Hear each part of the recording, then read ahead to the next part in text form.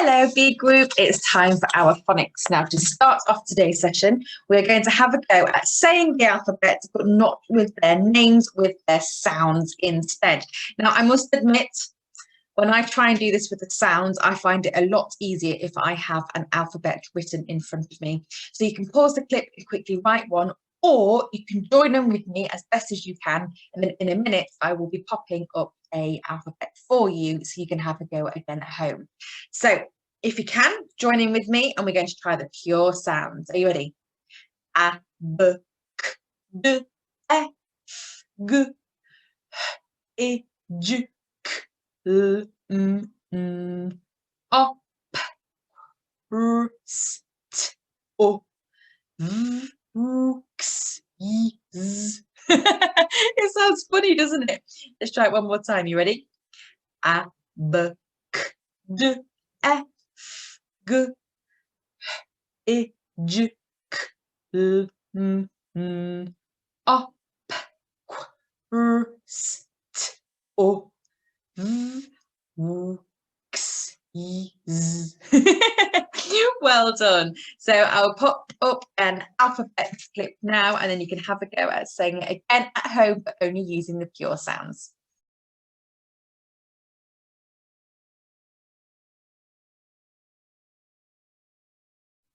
Good fun, hey? So keep having a go trying that version. It's quite fun. Once you get good at it, you can then have a go at taking it in turns, but using your pure sounds.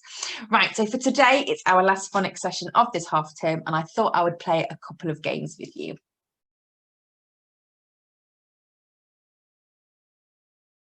Here's the first game. Now, this is meant to be a bingo game, and you can, if you want to at home, create your own bingo cards.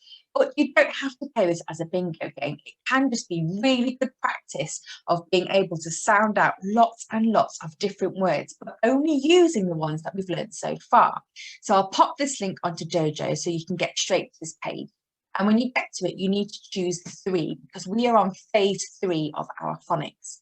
So you'll need to tick ch, sh, ng, a, e, I.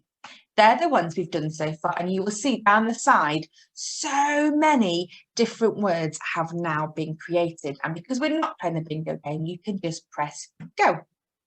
Now when you get here, you can change the colour if you want to. I might go for a bit of pink today.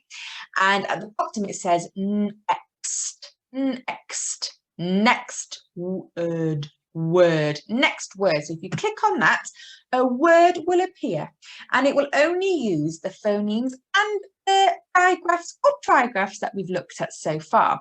So what digraph can you see in this? Now, if you need, you can always pop on your phonics detective glasses. This helps me spot them a lot easier. So are you ready? I can see the digraph.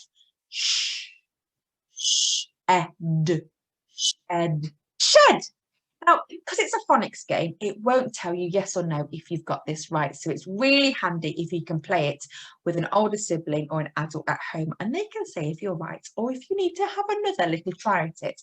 Once you've had a go and you think, yes, I've got this word, you can press next word. Let's see if we can spot which one's coming here. Oh, the digraph is at the beginning of this word. Can you spot it? You're right, it's got our ch. So we have ch. Chin. Fantastic. I've got it right. I've checked with my adult or my sibling at home. I can press next word. What's it going to come up with this time? Ooh, can anyone spot which one has popped up here? It's not a digraph. It's our trigraph I. Can you see it? So we'll need to sound it out. Light. Light, light. Hooray, we've got it right. So we can move on to the next word. Let's just do one more. And this one, ooh, we've got our E, keep, keep, keep. Fantastic. So this game is really good because it just keeps popping up more and more words for you to sound out.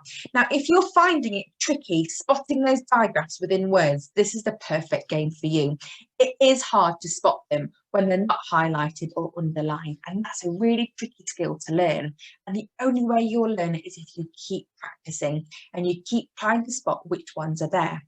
If it helps you, in front of you on your table, you could have the digraphs and the trigraph that we've looked at so far. So you could have a go at writing sh, ng, k, a, e, I.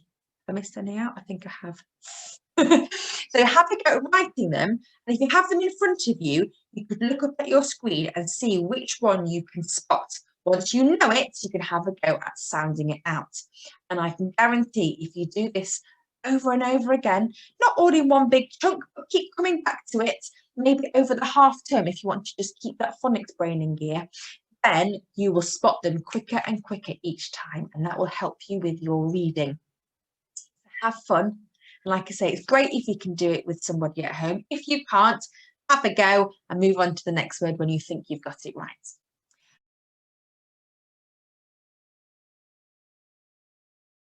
And the second game we want you to play can be quite a fun game. It's called sentence substitution. And that's a really funny word, isn't it? And it just means that you can move words around to make a new sentence. So for example, if we tick the first one, our first sentence says, Mark, that's his name, Mark. Mark, fed. Mark, fed, tricky word, the, well done. Mark, fed the cat. Mark, fed the cat. That's our sentence. But underneath here in our brown boxes, we have some new words. Now we've got dog. We've got hid. Gale. Can you see our A there? Gale. That's someone's name. And then we've got moon. Now, this game is a bit trickier because it involves some of the digraphs we've not looked at yet. But if you can have fun, this is the best game to play with somebody else because you can make some silly sentences. So I might change Gale and Mark. Now my sentence says, Gale fed the cat. That still makes sense, doesn't it? Gale, a lady. Gale fed the cat. What if I changed fed or hid? Gale hid the cat. What a strange thing to do. What if I changed dog? Gale hid the dog. Or what if I changed it now for moon? Gale hid the moon. So we're coming up with lots and lots of different sentences. And if you want to, down here, you can reset the words and you can start again. And you can make up some silly sentences. What about dog fed the cat? Or dog hid the cat? Or dog hid the gale? So you can have lots of fun changing these words around to create your very own sentence, which might make sense or might be a little bit daft. And this is great fun playing it with somebody else. So you can make a sentence, see if they can read it, and then you can decide if it's a good sentence or not. So that's my clip for today, because I wanted to keep it short because the phonics clips for this group this week were quite long because we were looking at our writing, weren't we? Please do have a break in half term. It's really good for your own well-being, just to kind of slow the pace down and enjoy your half term. That doesn't mean you don't have to stop reading if you don't want to. Reading is really good, and it's so good. Even if you're not picking up a pencil, reading helps us with our writing. So if you can, try and keep up that reading, try keep spotting those digraphs and trigraphs in games, keep making it fun. And then when we get back after half term, we'll have some more clips ready to move on to our next sound. Thank you so much for joining me and all of your work. Please do send in on Dojos today how you've got on with your games and if you've had lots of fun. And again, you're all just amazing phonics superstars because you're all progressing so well. Thanks so much for joining me. Bye.